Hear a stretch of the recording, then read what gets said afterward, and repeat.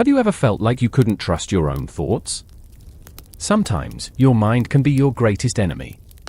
While staring at the screen, a voice rises from deep within, familiar yet toxic. You're not good enough.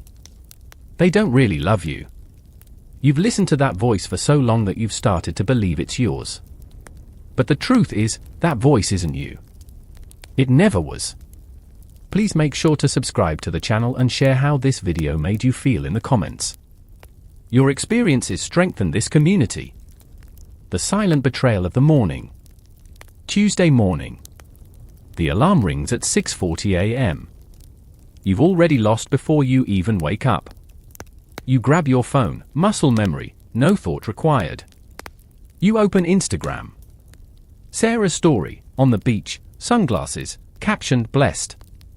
Michael's post, promotion news, 847 likes. Emma's photo, engagement ring, a flood of heart emojis in the comments. And something cracks inside of you. Something so little that you hardly notice it. The fractured sound, however, begins to accumulate. Everybody has their ideal existence. Why have I stayed here? You get out of bed. You look in the mirror. The circles under your eyes are a bit darker. Your hair is a bit messier. And that voice starts again, no one could love you like this. Last night, driving back from the party, your friend Jessica said, I had a good time, thanks.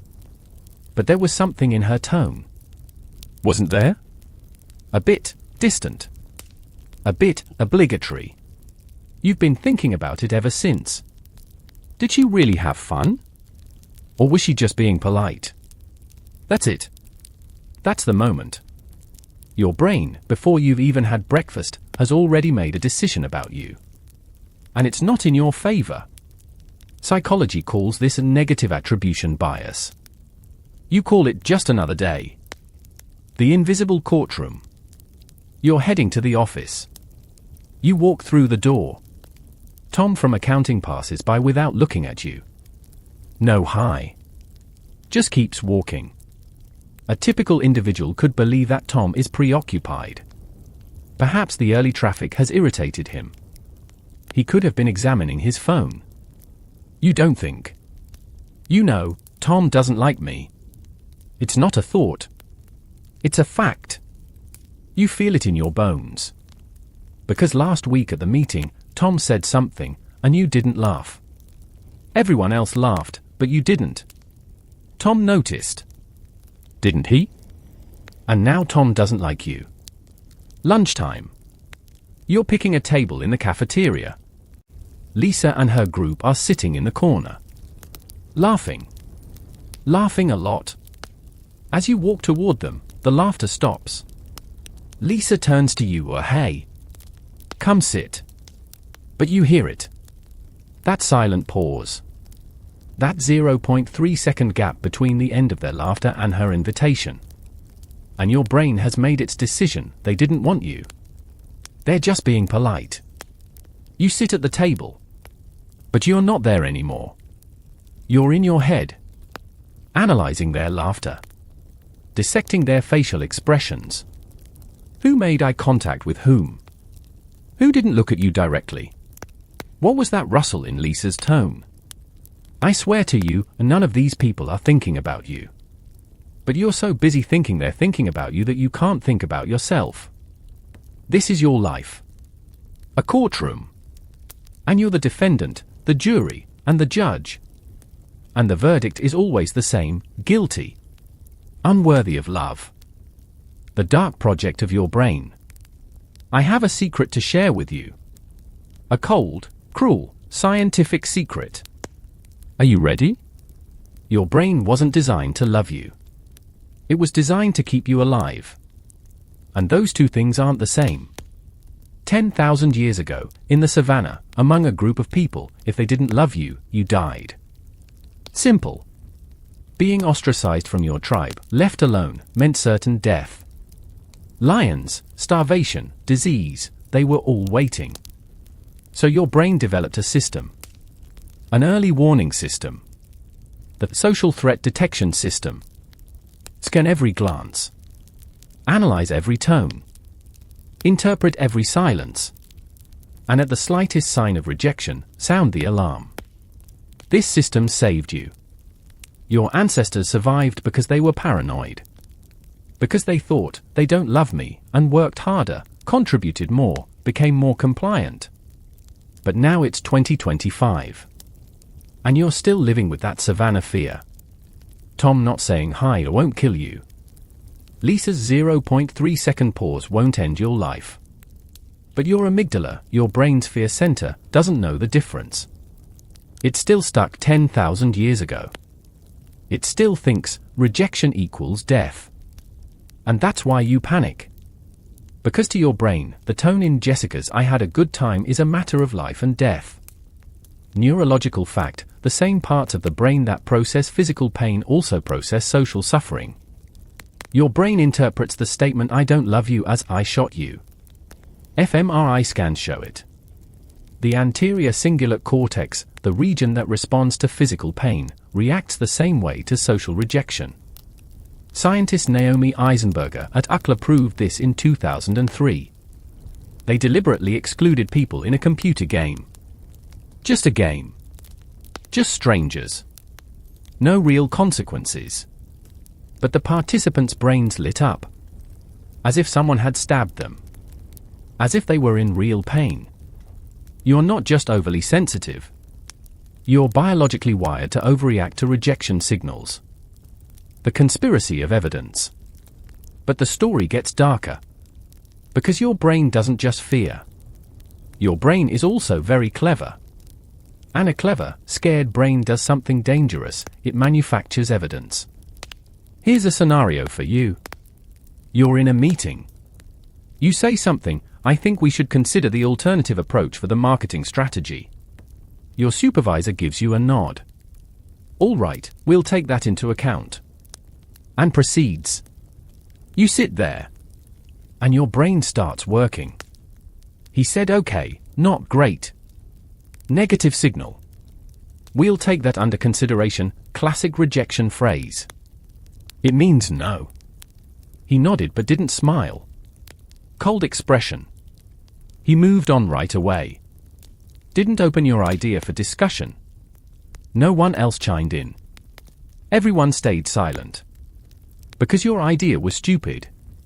And just like that, in 15 seconds, your brain has built a case. The charge: you're worthless. The evidence: that list above. The verdict: you're not loved.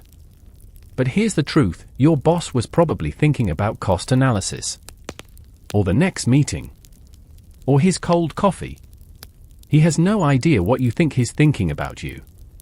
Because he's not thinking about you. At all. You're not even a blip on his radar. But you've gathered evidence. And now that evidence has become your reality. Psychology calls this confirmation bias. You look for evidence to support what you already believe. And you always find it. If you think "they don't love me," you'll find dozens of proofs every day, every hour. Tom not saying hi. Lisa's pause. Your boss's expression. Sarah replying to your message 3 hours later. Daniel not making eye contact. Rachel forgetting your name in a meeting. The list grows. The file thickens. And every night, as you lie in bed, you open that file and read it. Yes. Here's the proof. I'm not loved. But here's what you didn't notice: Sarah smiled at you this morning. Lisa offered you coffee. Daniel praised your project. Rachel invited you to dinner. Did you see those? No. Because they don't fit your story. Your brain filters them out. Doesn't even register them. You're a detective who only collects bad evidence. And finding yourself guilty is guaranteed. The hidden file of childhood. Now let's go deeper. Because this isn't just your brain's fault. It's programming. And the programming started very early. You're 6 years old. You're at the playground. A group of kids is playing hide and seek. You want to play too. The group leader, let's say Brandon, looks at you. You can't play. We already have enough people. That instant. That uncomplicated moment. In your brain, a neuronal route opens. For the first time. And I'm not wanted is what that road learns. It doesn't happen just once. Does it? At 8, in class, no one wants to team up with you. At 10, you're invited to a birthday party. At 12, you walk alone in the hallway, everyone has a group, you don't. Each time, that neural pathway digs deeper. Dopamine drops. Cortisol rises. And the brain learns, not being loved equals normal. Your parents were probably working a lot. They came home tired. You ran to them, Mom. Dad. Look what I made at school. They looked, that's nice, honey. Mom's tired now, okay? They weren't bad people. Just tired people. But your 6-year-old brain doesn't know the difference. Those brains are great at cause and effect. And the connection it made, when I show excitement, they pull away. So I shouldn't show excitement. So I, as I am not enough.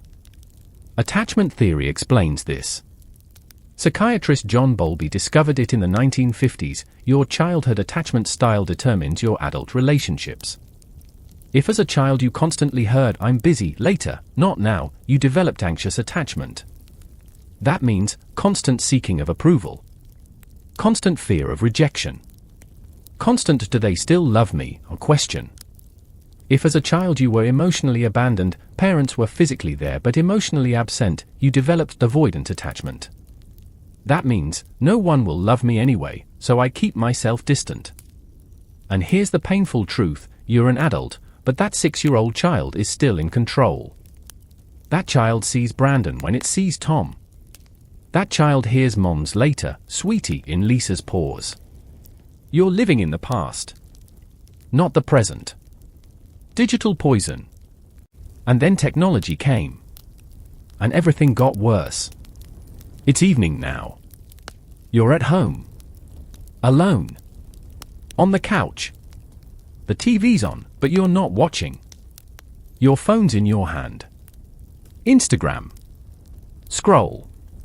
Scroll. Scroll. Jennifer's story, date night with BAE. Michael's post, promoted to senior manager. Couldn't have done it without this amazing team. Amanda's photo, yoga pose, sunrise, captioned gratitude. And you're waiting for dopamine with each swipe. A like. A remark. A message. Something. Anything. Evidence of your worth. But nothing comes. Because you didn't post anything today. Because you had nothing to post. Because your life isn't as good as Jennifer's date night. Not as successful as Michael's promotion. Not as aesthetic as Amanda's yoga pose. And your brain makes a comparison. It weighs everyone against you. And you always lose. Stanford University, 2018, did a study. Young people using social media for 3+ hours a day have a 35% higher risk of depression. Why? Because social media is a highlight reel. Everyone only shares their best moments. But your brain doesn't know that. Your brain thinks, Jennifer's out for romantic dinners every night. Why am I alone? The truth, Jennifer fought with her partner last night. That date night was a reconciliation attempt. But you don't see that. You only see the smiles. Social comparison theory. Psychologist Leon Festinger, 1954. People determine their worth by comparing themselves to others. And social media made that comparison possible 24/7. Before, you only compared yourself to neighbors, co-workers. Now, you're comparing yourself to the whole world. Millions of perfect lives. Millions of success stories. And your ordinary, messy, real life never feels like enough. And the worst part, you know everyone's just sharing their best moments. You're a smart person. You understand it's a show. But you still can't stop comparing. And every comparison, you lose. And every loss makes that voice a little louder. You're not worthy of love. The anatomy of the voice. That voice. Let's focus on it. Because it's not real, but you hear it every day. Morning, no one texted you today either. Because you're not important. Noon, no one agreed with your idea in the meeting. Because your ideas are worthless. Evening, you're alone again. Because no one wants you.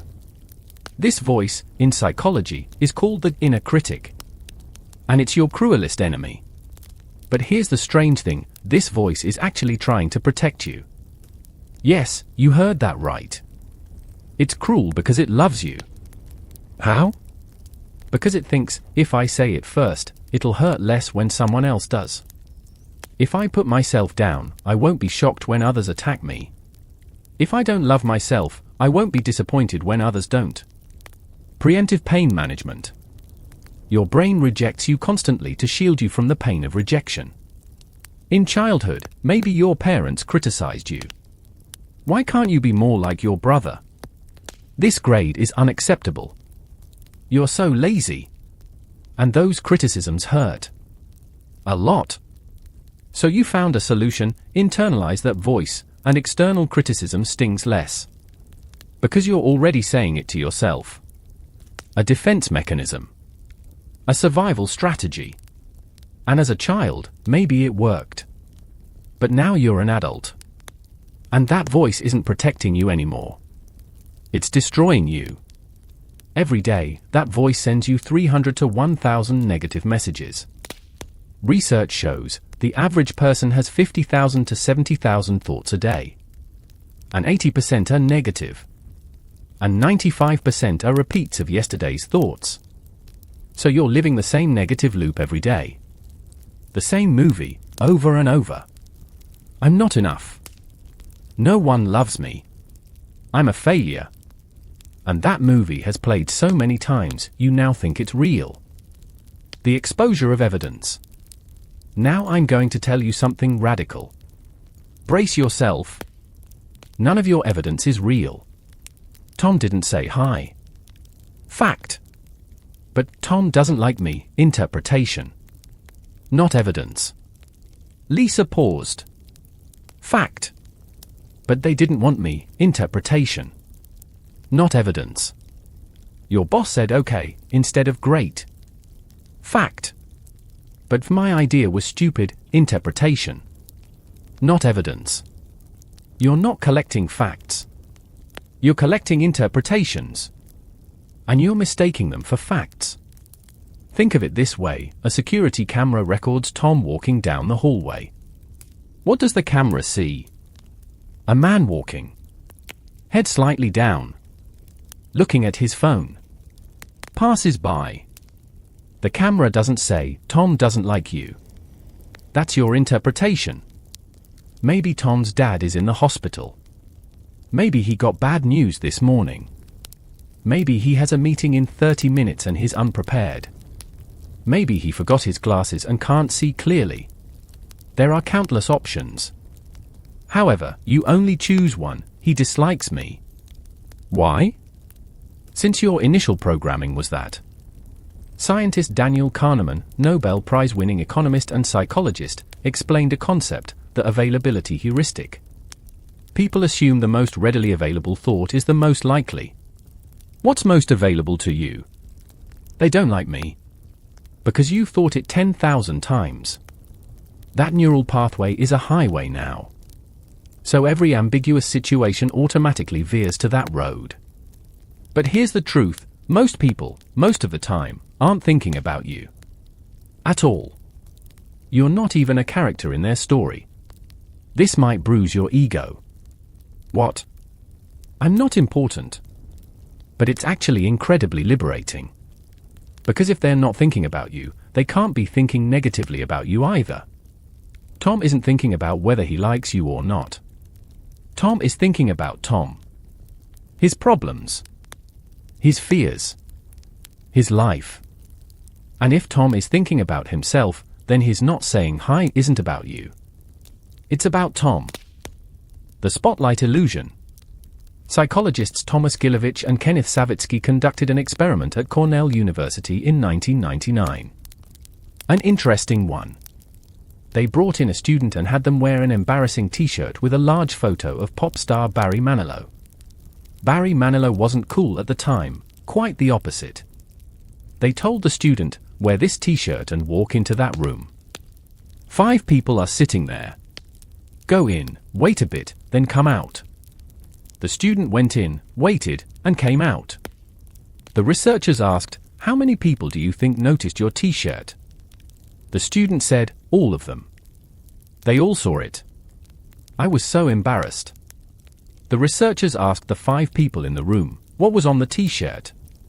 Only 2 out of 5 remembered. 40%. The student thought everyone was scrutinizing them. In reality, 60% didn't even notice. This is called the spotlight effect, the illusion of being in the spotlight. You think everyone is watching you. In reality, no one is. You walk into the cafeteria. You trip. Some food spills from your plate. You blush. You think, everyone saw. Everyone thinks I'm so clumsy. Reality, of the 3 people who saw your plate spill, 2 forgot about it instantly. 1 thought, oh, that happened to me yesterday, and moved on. No one formed a judgment about you. But that night, you go home and replay the moment over and over. It was so embarrassing. I can't go back to that cafeteria. Everyone will remember me as the plate spiller. Reality, tomorrow, no one will remember. Because they're too busy thinking about their own plate spilling moments. Here's the tragic irony, you worry so much about what people think of you. But those people are also worrying about what others think of them. Result, everyone's anxious, but no one's thinking about anyone else. Everyone's living a drama in their own head. And in that drama, you're not even an extra. The surviving woman. Let me tell you a story. A true story. Name changed, but the events are real. Monica, 34 years old. Graphic designer. Good job. Nice apartment. Everyone looking from the outside would say, successful woman. But every night, Monica collapses on the couch and cries. Because no one loves her. She's sure of it. She has evidence. Her co-workers don't ask her to lunch at work. The fact is that Monica had deadlines, therefore she said no 3 times. They ceased requesting that she not be bothered. Her boyfriend broke up with her last month. The truth, he was depressed and decided to seek treatment alone. He told her, it's not you, it's me. Monica didn't hear it. She heard, you're not enough. Her family only calls on special occasions. The truth, Monica says, I'm too busy, let's talk later every time they call. They respect her space by keeping their distance. Monica looks in the mirror every morning and hates herself. 34 years old, alone, unloved. That's her reality. One day, on her way home from work, Monica runs into an old friend on the street. Rebecca. From college. They haven't seen each other in 10 years. Rebecca, Monica. Oh my God. How are you? Monica, fine. You?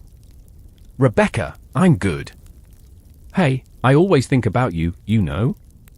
I remember in college, that time I was crying in the dorm, broke up with my boyfriend, and you stayed up all night with me. Made me tea. Let me cry on your shoulder. That meant so much to me. You were such a good friend. Monica freezes.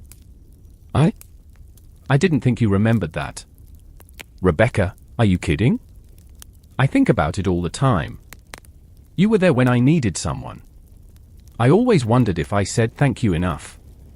Rebecca continues, actually, I wanted to reach out to you so many times over the years, but I thought you probably forgot about me.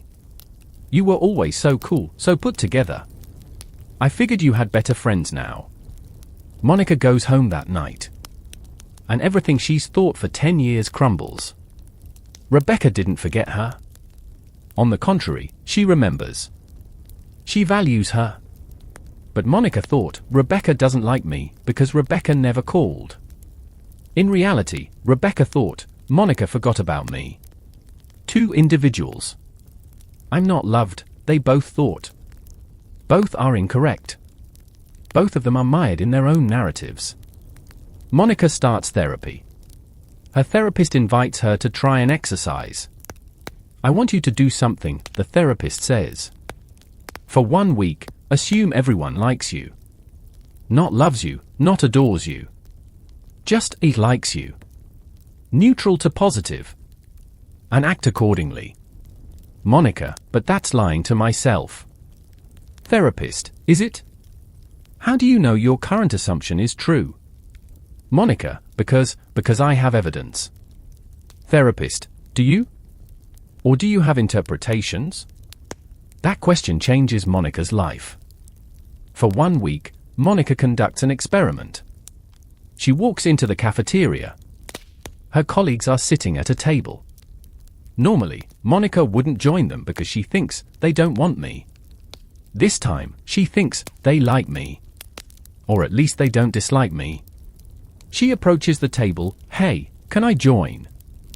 Sarah, instantly, of course. Sit. The conversation starts. Normal conversation. Monica waits for a sign of rejection. It doesn't come. Everyone's normal. Sarah even asks her directly, Monica, you're good with design. What do you think about the new website layout? Monica is stunned. They value my opinion. Over that week, Monica finds 7 pieces of evidence that people like her. Or at least don't dislike her. But more importantly, she notices the voice is changing. That inner voice. It's no longer saying, they don't want you. It's saying, maybe they do. Maybe I don't know. Why not ask? And that small change changes everything. The construction of reality. Here's the radical truth you need to realize. Reality isn't objective. Reality is constructed. You think there's a world out there. And you're observing it. And your observations show you the facts. But no. Your brain writes a story first. Then it finds evidence to fit that story. Then it tells you, see? This is the truth. Neuroscientist Anil Seth, in a TED Talk, says, we don't see the world. We hallucinate the world. And when those hallucinations are tested against the real world, we call it perception. So you don't see the world as it is. You see the world as your brain predicts it to be. And your brain's predictions are shaped by your past experiences. If you were rejected in the past, your brain predicts, I'll be rejected in the future. And to confirm that prediction, it looks for rejection signals everywhere. And it always finds them. Because it interprets ambiguous situations negatively. Self-fulfilling prophecy. You think, they don't like me. So you get defensive. You act distant. You're cold. You don't approach people. And they, in response to your coldness, pull away. And you say, see? They don't like me. They didn't turn you away, though.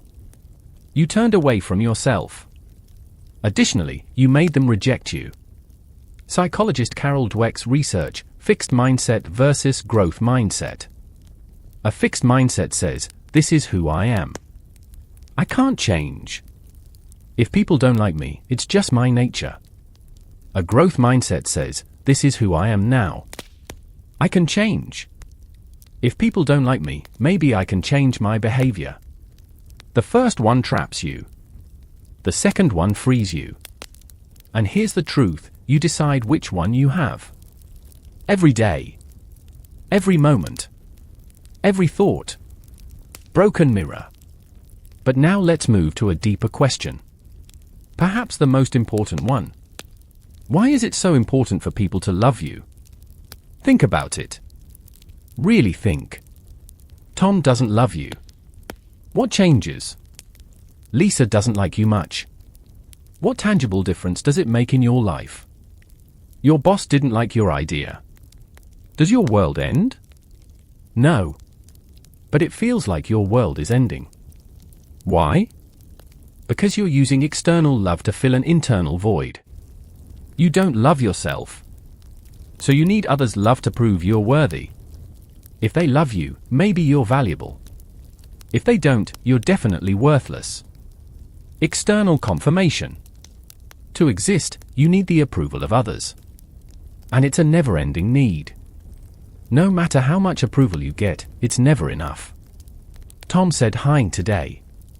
Great. But will he tomorrow? Jessica praised you. Wonderful.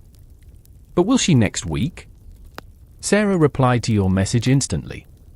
Perfect. But what if she replies late next time? You're like a drug addict. The drug, approval. And after every dose, you're already waiting for the next. But here's the problem, others' love can never define your worth. Because your worth is inherent. Independent of others' opinions. You are valuable because you exist. Period. Tom's opinion, Lisa's attitude, your boss's expression, none of it affects your worth. But you don't believe this. Because no one taught you this. Quite the opposite. As a child, you were taught, be good, and they'll love you. Be bad, and they won't. Conditional love. I love you if you get good grades. If you behave. If you don't make mistakes. And you learned, love is earned. Love depends on performance. Love is conditional. But real love is unconditional. Real worth is inherent. And the greatest tragedy, while you expect unconditional love from others, you offer yourself conditional love. I'll love myself if I lose weight. If I get a promotion. If I get into a relationship. But those ifs never end. You lost weight. Now you need to build muscle. You got a promotion. Now you need a higher position. You're in a relationship. Now it needs to be perfect. The conditions keep changing. And you're never good enough. The paradox of the ego. And now, a fascinating paradox. You think believing I'm not loved is a humble thing. Low self-esteem. A lack of ego. But in reality, it's the opposite. Everyone is thinking about me is the greatest manifestation of the ego. When Tom passes you in the hallway, is he thinking about you? You assume yes. You assume you occupy a significant place in Tom's mind. Saying Tom doesn't love me is actually saying Tom is thinking about me. But the truth, Tom isn't thinking about you. At all. You're not on Tom's radar. You're insignificant to Tom. Not in a bad way. Just neutral. And here's the paradox, saying I'm not loved is actually saying I'm important. I'm at the center. Everyone is observing, evaluating, judging me. True humility is realizing you're not the center. You're very small. And that's wonderful. Because if you're not the center, then people's opinions don't affect you. Does Tom love me? Irrelevant. Because Tom isn't thinking about me anyway. Philosopher Alan Watts summed it up beautifully, trying to define yourself is like trying to bite your own teeth. You're trying to define yourself through others' eyes. But that's impossible. Because in others' eyes, you don't exist. Only their assumptions about you do. And those assumptions are about them, not you. Tom didn't say hi to you. That shows Tom's having a bad day. It shows nothing about you. The moment of liberation. Let's return to Monica. She's been in therapy for 6 months now. Has her life changed? Yes. And no. Monica's colleagues haven't changed. Her workplace is the same. Her family is the same. The external world is unchanged. But the way Monica interprets that external world has completely transformed. Last week, something happened. Monica gave a project presentation. Big meeting. 15 people there. She finished her presentation. And there was silence. 3 seconds of silence. Old Monica, panic. It was awful. Everyone hated it. I'm a failure. New moniker, silence. Maybe they're thinking.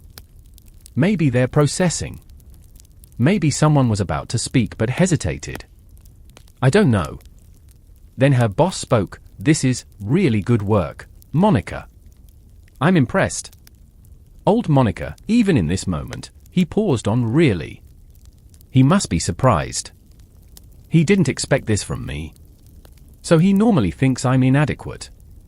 New Monica, I did good work. Nice. Do you see the difference? The external world is the same. But the internal interpretation mechanism has changed. Monica now uses a mantra her therapist taught her. In every uncertain situation, I don't know what they're thinking. And that's okay. Uncertainty. For old Monica, it was torture. For new Monica, it's freedom. Because uncertainty means you can choose a story. And why would you choose a negative one? Tom didn't say hi. Old Monica, he doesn't like me. New Monica, I don't know why he didn't. But I'm fine. Lisa hesitated. Old Monica, they didn't want me. New Monica, maybe she was looking at her phone. Who knows? Who knows? The two most liberating words. Because who knows means accepting that you can't control others' thoughts. You can't know what they're thinking. And that not knowing frees you from your own interpretations. The gift of neuroscience.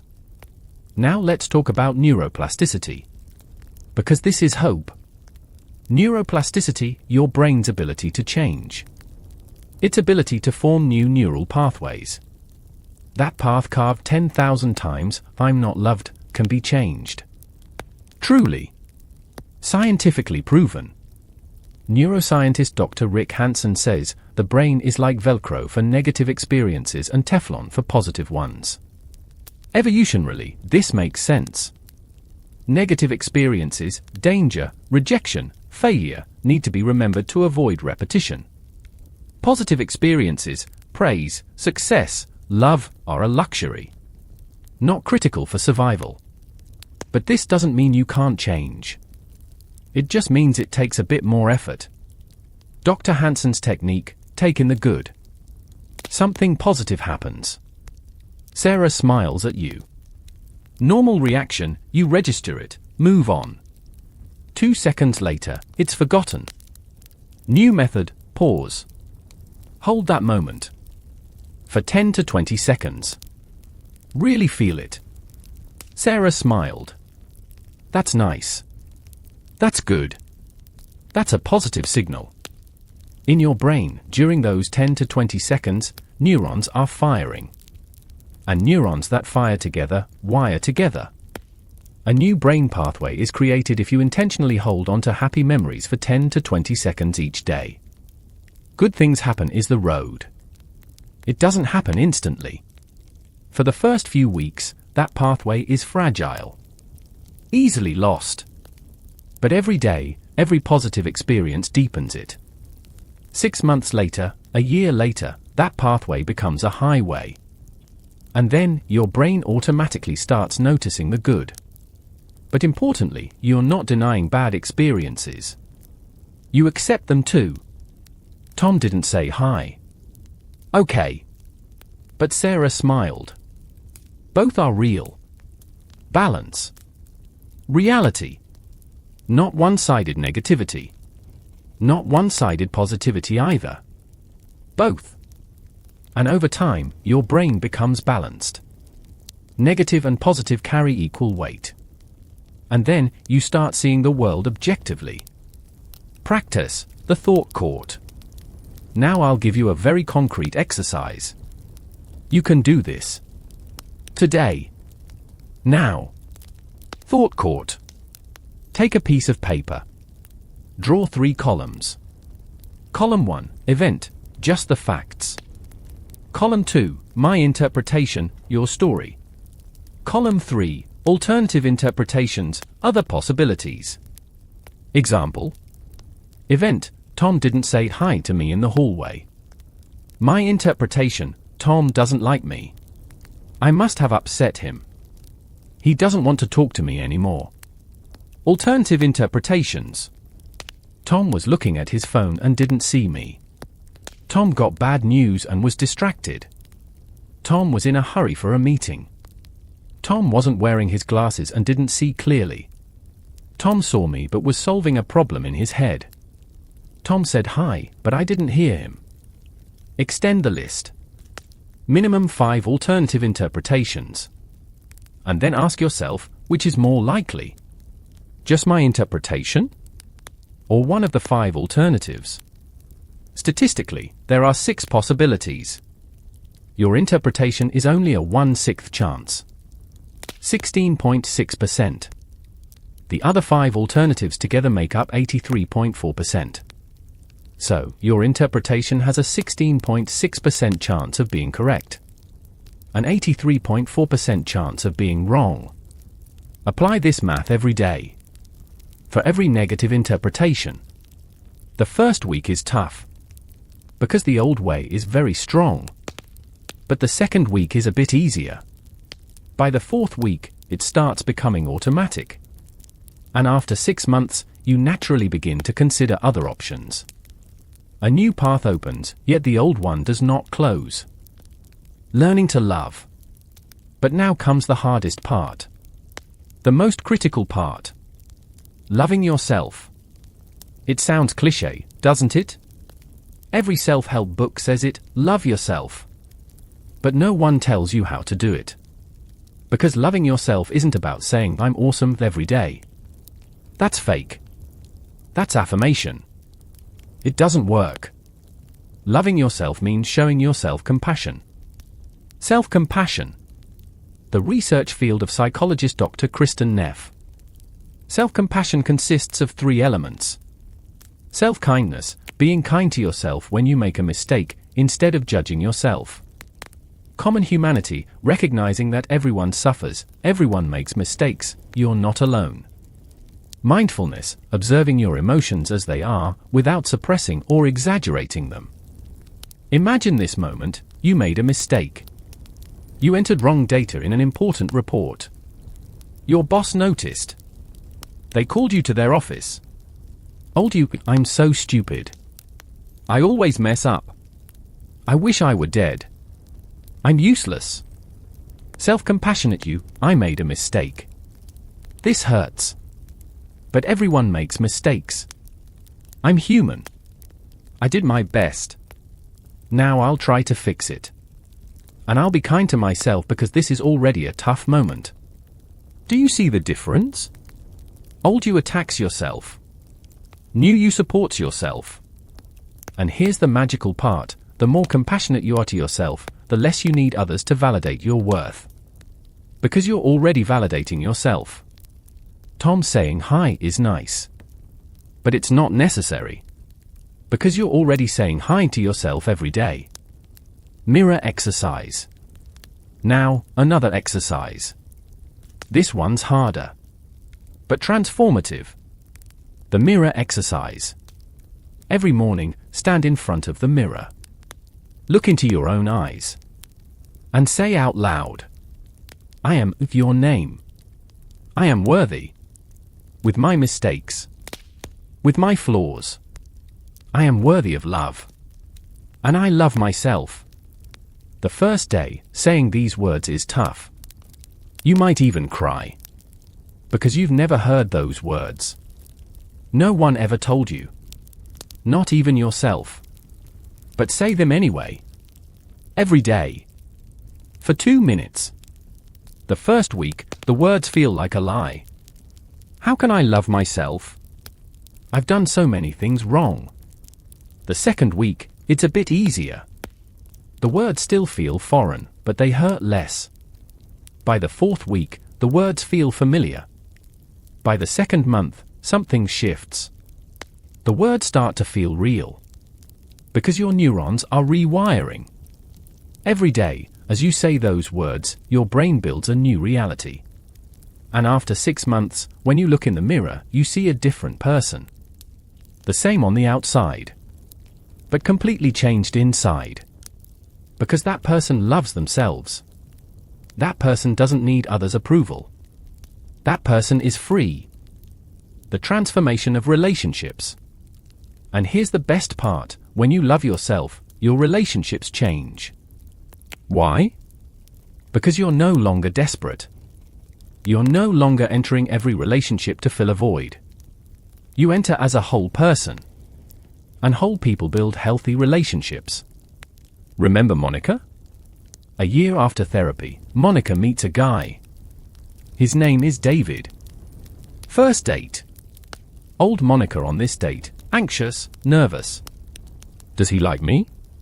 Am I saying something wrong? How's my hair? Every second, seeking approval. Every word, a test. New Monica on this date, relaxed, curious. Who is this person? I want to get to know him. Are we compatible? She's not seeking approval. She's seeking connection. David says something. A slightly awkward joke. Old Monica would laugh, just to please David. New Monica doesn't laugh. Because she didn't find it funny. And that's okay. David, you didn't like that joke, who? Old Monica, no, it was funny. Lying. New Monica, not really my humor, sorry. Truth. David laughs. Fair enough. I appreciate the honesty. And there it is, that honesty creates a real connection. Because Monica is showing herself as she is. No mask. No performance. Just Monica. And David appreciates it. Because David is looking for real people, not perfect ones. 3 months later, David and Monica are together. One day, David says to Monica, I need some space tonight. I have to work on a project, and I need to be alone. Old Monica, panic. He wants space. That means he doesn't love me. That means he wants to break up. I did something wrong. New Monica, sure, no problem. I'll see you tomorrow then. David, really? You're okay with that? Monica, of course. Why wouldn't I be? David, my ex used to freak out when I said I needed space. She thought I was breaking up with her. Monica laughs. I trust you. If you say you need space, I believe you. It's not about me. And in that moment, David falls for Monica even more. Because Monica is secure. Monica is independent. Monica is whole. Here's the paradox: the less you need others, the more they're drawn to you. Because people love those who don't need them. Because they are free. The fear of loss and freedom. But now let's face a hard truth. Sometimes people might not actually love you. And that's okay. For the old you, this was a catastrophe. For the new you, it's just reality. Not everyone loves everyone. That's normal. You don't love everyone either, do you? Some people don't match your personality, your values, your humor.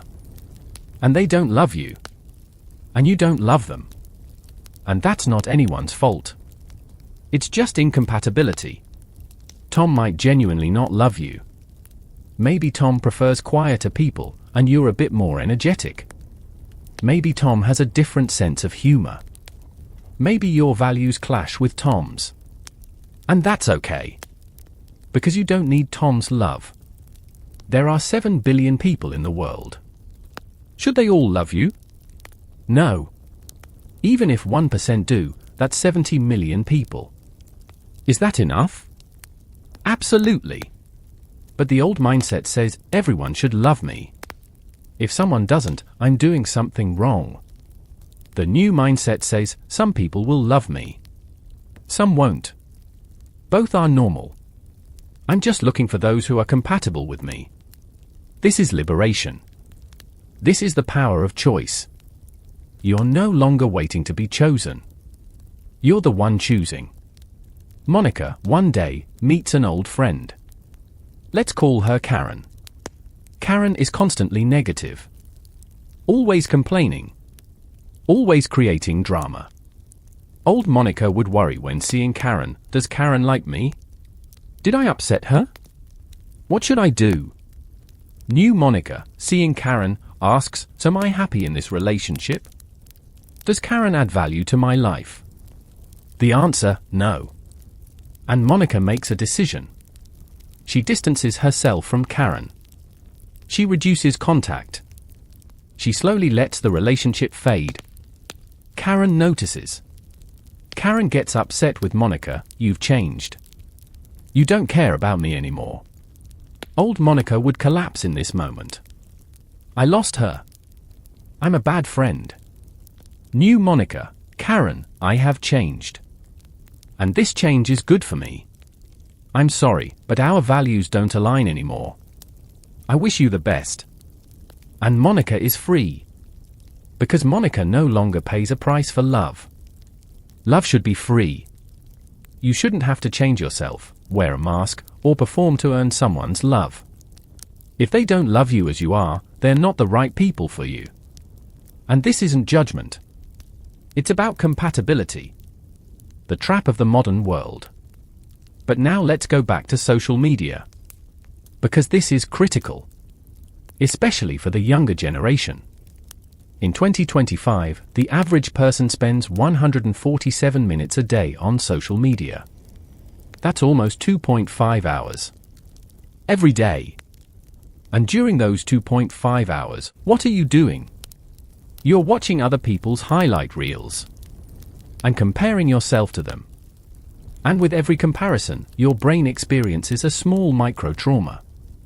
This isn't an exaggeration. Neuroscientist Dr. Anna Lemke from Stanford explains it. Every social media scroll triggers a dopamine spike in your brain. A like, a comment, a message, dopamine. Your brain loves it. But then, when no likes come, the dopamine drops. And that drop creates pain. Real, physical pain. Social media is a dopamine slot machine. Sometimes you win, a like comes, your brain gets dopamine, you feel happy. Most of the time, you lose, no likes, dopamine drops, you feel unhappy. And so you scroll again. Maybe this time you'll win. Maybe this time a like will come. Maybe this time someone will notice you. But here's the tragedy, even if that like comes, you're not satisfied. Because your brain has developed tolerance. Now it needs more dopamine for the same satisfaction. Yesterday, 10 likes were enough. Today, you need 50 likes. Tomorrow, you'll need 200 likes. And you never feel enough. Because the threshold keeps rising. Research shows a direct correlation between social media use and depression, anxiety, and low self-esteem. Especially in young girls. Girls aged 13 to 17 spend an average of 3 hours a day on Instagram. And during those 3 hours, they're constantly comparing themselves to others. Her body is better. Her face is prettier. Her life is more perfect. I'm not enough. And at 15 years old, these girls are thinking about suicide. Because they didn't get 500 likes on Instagram. This is horrifying. This is tragic. But this is real. Digital detox. So here's a radical suggestion. Quit social media. Or at least drastically limit it. But how? Everyone's there. I'll be left out. I'll be alone. Really? Before social media, were people alone? No. People built real relationships. Face to face. Over the phone. Through letters. And those relationships were 1,000 times deeper, more real, more fulfilling than social media connections. Monica, after therapy, makes a decision. She deletes Instagram. Completely. Deletes Facebook. Keeps only WhatsApp for messaging real friends. The first week is tough. Monica keeps picking up her phone, reaching for the Instagram icon. But it's gone. And that void panics her. What am I missing? Who's posting what? Are they forgetting me? The second week, it's a bit easier. Monica notices she has so much free time. What to do? She starts reading books. The third week, Monica realizes she's comparing herself to others less, because she's not seeing their lives. A month later, Monica notices she's happier, more peaceful, more herself, because Monica is now living her own life, instead of watching other people's. 6 months later, Monica runs into an old friend. Friend, Monica. I can't find you on Instagram. Why? Monica, I deleted it. It wasn't good for me. Friend, wow, I want to delete mine too, but I'm not brave enough. How do you do it? Monica, it's hard at first. But then it's freedom. Real freedom. And that friend, that night, deletes Instagram. And a chain reaction begins. 1 person, 2 people, 5 people, all freeing themselves. Social media isn't mandatory. It's a choice. And you can make that choice. Real connection. But what do you do after deleting social media? How do you connect? Real connection is face-to-face. You're sitting in a cafe with a friend, drinking coffee, talking, looking into their eyes, seeing their expressions, hearing their voice, feeling their energy. This is real connection. This is human connection. And it's 1,000 times stronger than a social media connection. Psychologist Sherry Turkle, from MIT, wrote in her book Alone Together. The title says it all. We can be physically together, in the same room, at the same table, but we're all looking at our phones. We're all in a digital world. We're all alone. Real connection requires vulnerability. You tell a friend, I had a tough day today. I feel really lonely. That's vulnerability. That's real. And that creates connection. But what do you do on social media? You post a photo, smile, filter, great day, caption. That's a lie. That's a performance. And it doesn't create connection. It creates distance. Because everyone is wearing a mask. And masks can't connect with each other. Only real faces can. Monica, after deleting social media, starts inviting friends for coffee one by one. Real coffee. Real conversation. When one friend, let's call her Emma, comes, Monica asks, how are you? Really, how are you? At first, Emma gives a surface-level answer, I'm fine, you know, the usual. But Monica presses, no, really. How are you? And with that question, something breaks inside Emma. She starts talking about her real feelings, her fears, her pain. And Monica is there, listening. Truly listening. No phone. No distractions. Just Emma and Monica. An hour later, Emma, teary-eyed, says, this is what I needed. A real conversation. Thank you. Monica, thank you too. This was real for me too. That's real connection. That's real love. And it's worth more than 1,000 Instagram likes. The anatomy of courage. But doing all this takes courage. Real courage. Looking in the mirror and saying, I love you. Courage. Deleting social media and feeling the FOMO, the fear of missing out. Courage. Asking a friend, will you really listen to me? Courage. When Tom doesn't say hi, thinking, maybe he's having a bad day. Courage. Because courage isn't the absence of fear. Courage is being afraid and doing it anyway. You will be afraid. At every step. What if I fail? What if I'm rejected? What if everyone abandons me? But here's the truth, those fears are already happening. You already feel rejected. You already feel abandoned. You already believe you've failed. So what do you have to lose? Worst case scenario, you try the new path, it doesn't work, you go back to where you were. But where you are now is already painful. So trying makes sense. Best case scenario, the new path works. Your life changes. You become free. The risk-reward ratio is clear, there's little to lose, everything to gain. When Monica started therapy, her therapist asked her one thing: what's the worst that could happen? Monica: everyone might abandon me. Therapist: and then? Monica: I'd be alone. Therapist: aren't you already alone? Monica paused. She thought. And she realized she's already alone. Surrounded by people, but still lonely. Because there's no real connection. Because everyone's wearing masks. So what did she have to lose? Monica made a decision that day, to be brave. To be real. And to try this path, no matter what. And a year later, Monica isn't truly alone anymore. Because she has real friendships.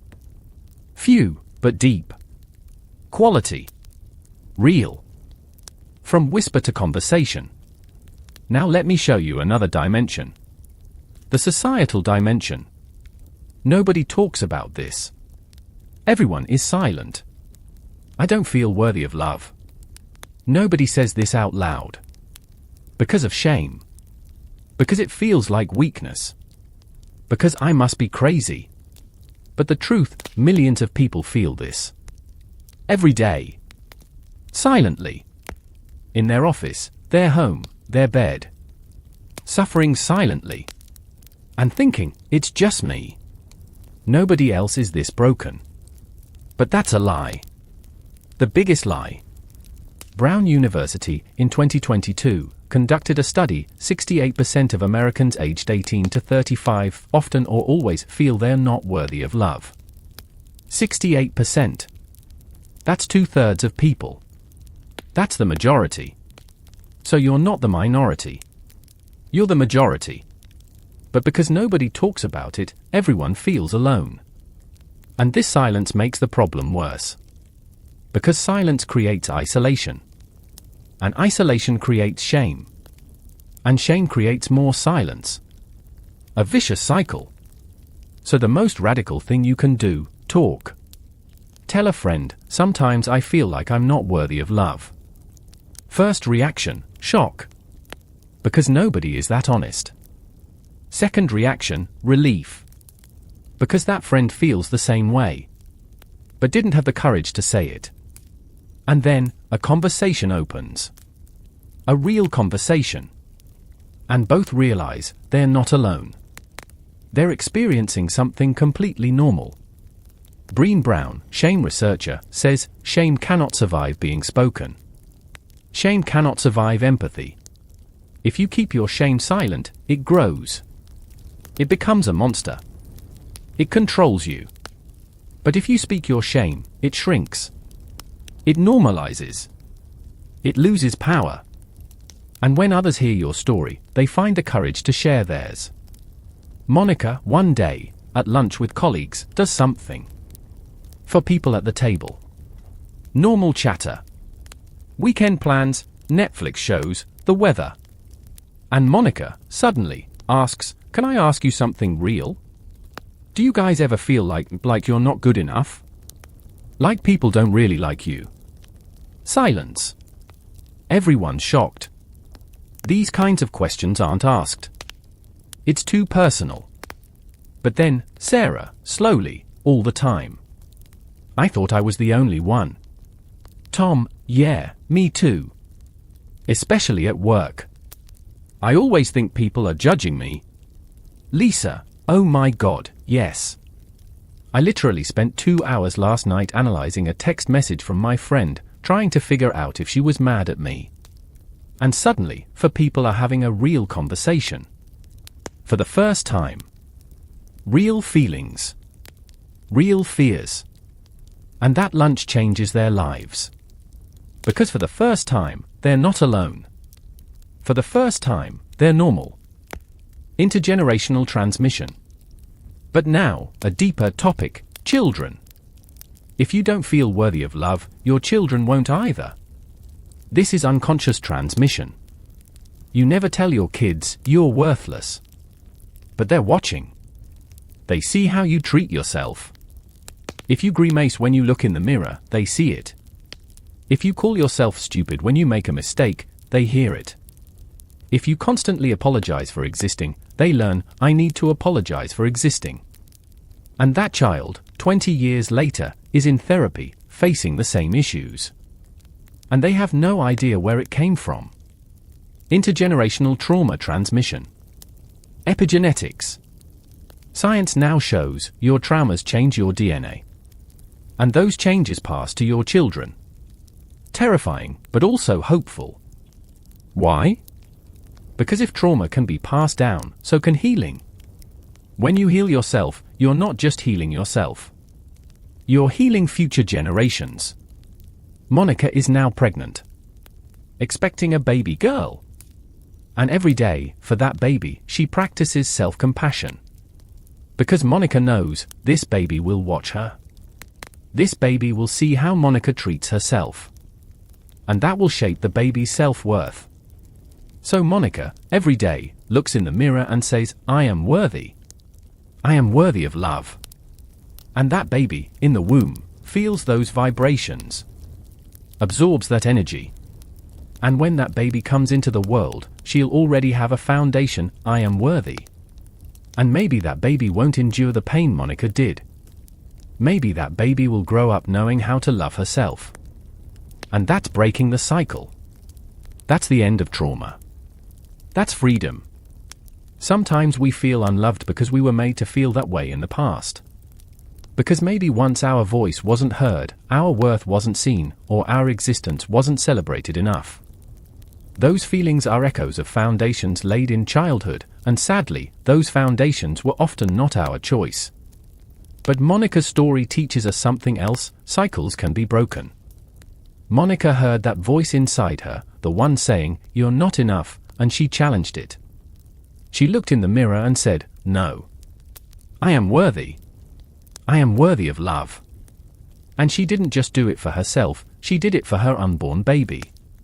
Because she knew that the greatest legacy she could give her child as a mother wasn't love, it was the ability to love herself. The reason we feel unloved is because that wounded child inside us is still sitting there, carrying the pains of the past into the present. But like Monica, by turning to that child, embracing her, and saying, you were always worthy of love, we can change tomorrow. This isn't just a mother-baby story. This is everyone's story. Maybe today, you can look in the mirror and say, I am worthy. Maybe tomorrow, that voice will come out a little stronger. And maybe one day, you won't need to try to believe it, because it will be your truth. Trauma can be passed down through generations. But so can love. And so can freedom. Breaking the cycle started with Monica. What about you? What legacy do you want to leave?